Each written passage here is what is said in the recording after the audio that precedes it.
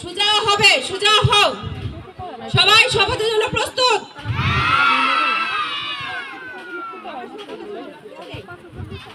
আমি শপথ করিতেছি যে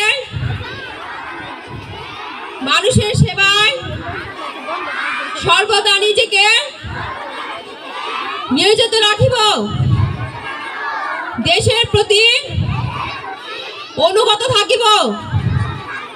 হে প্রভু, আমাকে শক্তি দিন, আমি যেন বাংলাদেশের সেবা করতে পারি এবং বাংলাদেশকে